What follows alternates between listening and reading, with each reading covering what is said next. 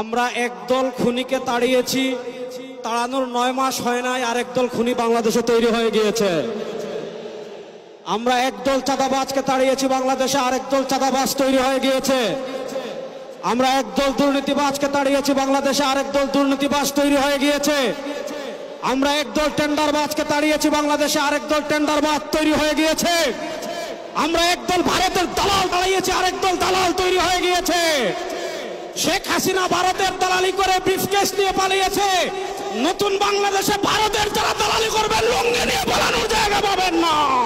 নির্বাচন কমিশনের প্রধানকে আমি বলতে চাই, আজকের এই সমাবেশ থেকে, এই জনসমুদ্র থেকে এই বার্তা যদি আপনারা বুঝতে ভুল করেন, পিওর পদ্ধতি ছাড়া নির্বাচন বাংলার মানুষ গ্রহণ করবে না। আমি প্রধান উপদেষ্টা, নির্বাচন কমিশনার সকলকে বলবো, আপনি জাতির উদ্দেশ্যে নিরপেক্ষ থাকার অঙ্গীকার করেছেন। আপনার অঙ্গীকারের প্রতি আপনি সাবধান থাকবেন। আপনার কোন কোন ভূমিকায় জাতির মধ্যে কিন্তু সংশয় তৈরি হয়েছে। পরিষ্কার বলতে চাই, আপনি সোজা থাকবেন। আমরা আমাদের জন্য কোন দলের জন্য আপনার পক্ষপাতিত্ব চাই না। 2000 ছাত্র জনতার জীবন, হাজার হাজার মানুষের রক্ত, 17-18 বছরের মানুষকে ফাঁসি, অত্যাচার, জুলুম, রিমান্ড, ক্রসফায়ার দিয়ে আলেম ওলামা পীর মাশায়েখদের যে নির্বাচন করেছেন, সেই সংগ্রাম আমরা ব্যর্থ হতে দেব না। ফলে আপনাকে অবশ্যই জাতির যে দাবি উচ্চকিত হয়েছে, নির্বাচনের লেভেল প্লেইং ফিল্ড আপনাকে নিশ্চিত করতে হবে। আসসালামু আলাইকুম ওয়া রাহমাতুল্লাহ। সুপ্রিয় দর্শক, আজকে চরমোনাইয়ের মহাসমাবেশে ইতিহাস সৃষ্টি হয়ে গেছে। আপনারা ইতিমধ্যে দেখেছেন যে সোহরাওয়ার্দী উদ্যান কানায় কানায় পূর্ণ হয়ে গেছে। হাজার হাজার লক্ষ লক্ষ মানুষ।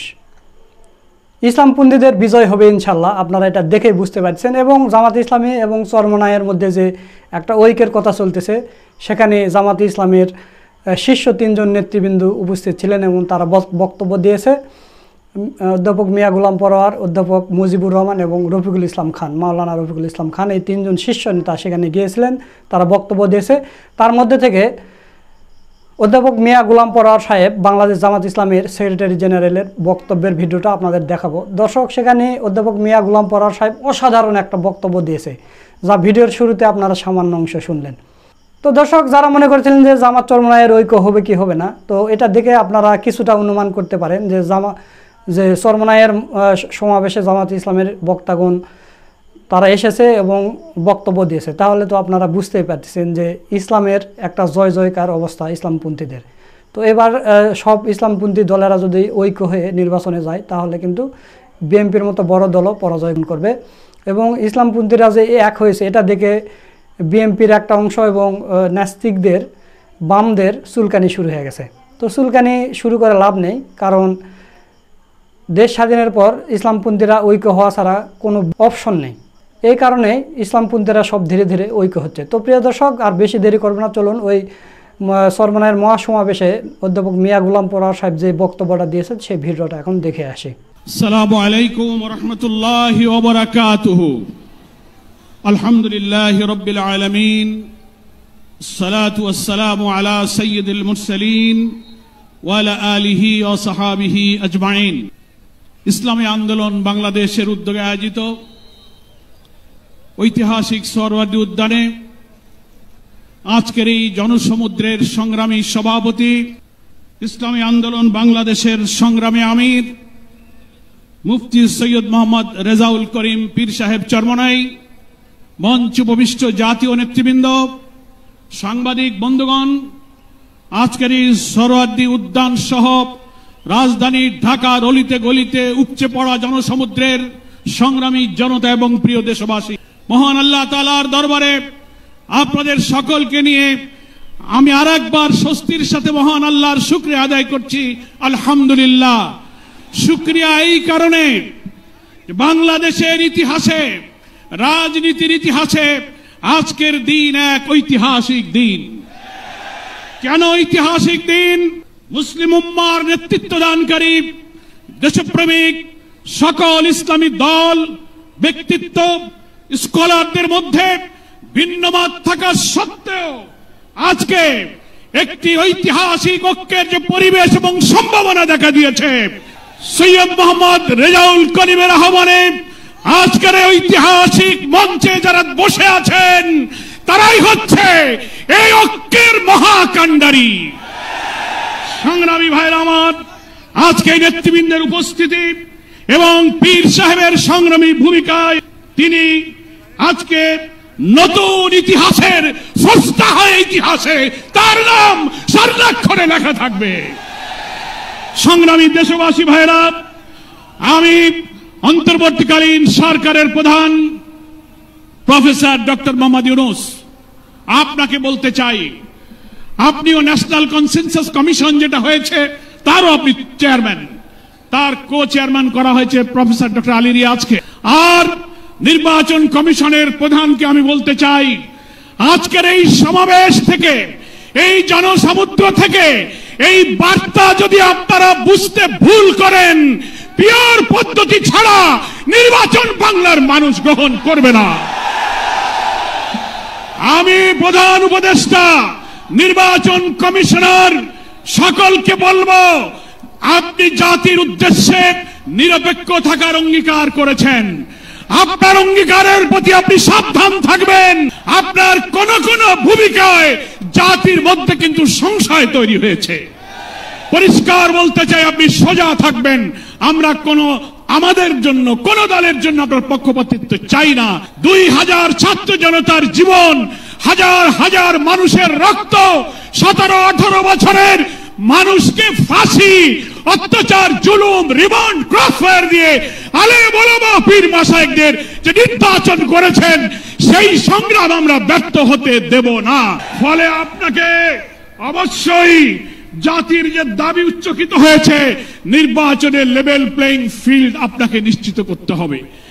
আপনি জাতির কাছে, জাতির উদ্দেশ্যে ভাষণে একটা কথা বলবেন, being a head of the government একটা কথা বলবেন, রাষ্ট্রীয় টেলিভিশনে একটা কথা বলবেন, কোন একটা দলের কাছে আলোচনায় গিয়ে সে কথা আপনি ভুলে যাবেন, এটা নিরপেক্ষতা ভঙ্গ হয়েছে। আপনাকে বলতে যে আপনি সোজা থাকুন। রাজনৈতিক সংলাপে আপনি দোষ করেননি, বৈঠক করার অধিকার সবার আছে, কিন্তু আপনি এক জায়গায় কথা বলে মত পরিবর্তন করবেন কেন? আপনাকে জাতির সামনে আসতে হবে, সকল দলের সাথে বসে আপনি বলবেন যে ভাই আমাদের এই অসুবিধা, আসুন আমরা সবাই মিলে এইটাই করি, আমরা রাজি আছি। কিন্তু আপনার এই ভূমিকায় প্রশ্ন তৈরি হয়েছে, আগামী 8-10 মাস পরে যদি নির্বাচন হয় আপনি সোজা থাকবেন কিনা, আপনাকে এই 8 মাসে নিরপেক্ষতার প্রমাণ আপনাকে দিতে হবে। আপনাকে নির্বাচনের আগে যে শর্ত, মানবতা বিরোধী গণহত্যাকারীদের বিচার অবশ্যই দ্রুত দৃশ্যমান করতে হবে। দিল্লিতে বসে দিল্লির তাবেদার শেখ হাসিনা এই বাংলাদেশকে আবার উস্কানি দিয়ে ভারতের সেবাদাসে পরিণত করার ষড়যন্ত্র করছে। অবিলম্বে নির্বাচনের আগে এই বিচার আমরা দৃশ্যমান দেখতে চাই। সংস্কারের ব্যাপারে অনেকে ঢিলা দিচ্ছেন, বলে ইলেকশন আর সংস্কার একসাথে হবে, ক্ষমতায় গিয়ে করব। কিভাবে বুঝলেন কে ক্ষমতায় যাবে? জনগণের ভোট লাগলে পান, তারপরে আপনি ক্ষমতায় যাবেন। এই ফ্যাসিবাদী আমলের রাজনৈতিক সাংবিধানিক সরকারের যে কাঠামো তৈরি হয়েছে বাংলাদেশে, এই কাঠামো তছনছ করে দিয়ে নতুন বাংলাদেশের নতুন বন্দোবস্ত কাঠামোর জন্য অবশ্যই মৌলিক সংস্কার প্রয়োজন। এই প্রশাসনিক ব্যবস্থার মধ্যে আমরা নতুন কোন ফ্যাসিবাদ, নতুন কোন হাসিনার আমরা জন্ম দিতে চাই না।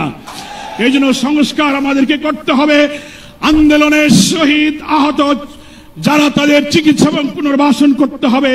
প্রবাসী 1,10,00,000 ভোটার, তাদেরকে ভোটাধিকারের ব্যাপারে আপনাকে নিশ্চিত করতে হবে। স্থানীয় সরকার নির্বাচন আগে দিতে হবে। জুলাই সনদ এবং ঘোষণাপত্র অবশ্যই, জুলাই বিপ্লবের বার্ষিকী আমরা 1 তারিখ থেকে 8 আগস্ট পালন করব। এর মধ্যেই জুলাই সনদ এবং জুলাই ঘোষণাপত্র আপনাকে বাস্তবায়ন করতে হবে। সংগ্রামী দেশবাসী, বাংলাদেশ জামাত ইসলামীর সংগ্রামী আমির ডাক্তার শফিকুর রহমান, তিনি পীর সাহেব চরমনাইকে এবং আপনাদের সহ সকল দেশবাসীকে জামাত ইসলামের পক্ষ থেকে সালাম এবং শুভেচ্ছা জানিয়েছেন। তিনি জাতীয় ঐক্যের জন্য যে ঐতিহাসিক ভূমিকা রেখে চলেছেন, আমি মনে করি চরমনাইয়ের পীর সাহেব সেই চেষ্টার ক্ষেত্রে একটি গুরুত্বপূর্ণ ঐতিহাসিক উদারতা, অবদান মহব্বত রেখে ইতিহাসের একটি স্রষ্টা হয়ে তিনি থাকলেন। আগামী দিনে জাতীয় ঐক্যের মধ্য দিয়ে নতুন ফ্যাসিবাদের জন্মকে আমাদের ঠেকাতে হবে। আমরা এই ঐক্যের পেছনে চরমনায়ের পীর সাহেবের যে উদারতা, যে আন্তরিকতা, যে মহব্বত, তার মাধ্যমে তিনি যে গুরুত্বপূর্ণ ভূমিকা পালন করেছেন, আমরা দেখতে পাচ্ছি ইতিমধ্যেই বাংলাদেশের গ্রামে গঞ্জে, শহরে, নগরে, বন্দরে ওলামায়ে কেরাম, মুসলিম উম্মাহর নেতৃত্বদানকারী জনগণের এই ঐক্যের পরিবেশ দেখে, আজকে এক মঞ্চে দেখে গ্রামে গ্রামে ঐক্যের জোয়ার শুরু হয়েছে। আসুন ভেদাভেদ, ভিন্নমত পরিহার করে মুসলিম জাতি সত্তা মূল্যবোধ রক্ষার জন্য আল্লাহ তাআলার দ্বীনকে পার্লামেন্টে নিয়ে ন্যায় বিচার, সুশাসন, বৈষম্যহীন এক নতুন সমৃদ্ধ মানবিক বাংলাদেশ গড়ার জন্য আমরা ঐক্যবদ্ধ থাকব। সকলকে ধন্যবাদ। বাংলাদেশ জিন্দাবাদ। ওমা তৌফিক ইল্লা বিল্লাহ। আসসালামু আলাইকুম ওয়া রাহমাতুল্লাহি ওয়া বারাকাতুহু। সুপ্রিয় দর্শক, আপনারা অধ্যাপক মিয়া গোলাম পরার সাহেবের বক্তব্যের ভিডিওটা দেখলেন, তো তার কথাগুলো আপনাদের কাছে কেমন লেগেছে তা অবশ্যই কমেন্ট করে জানিয়ে দিবেন, এবং ইসলামপন্থীদের যে মহাসমাবেশটা আজকে হলো এটা আপনাদের কাছে কেমন লেগেছে সেটাও কমেন্ট করে জানিয়ে দেবেন।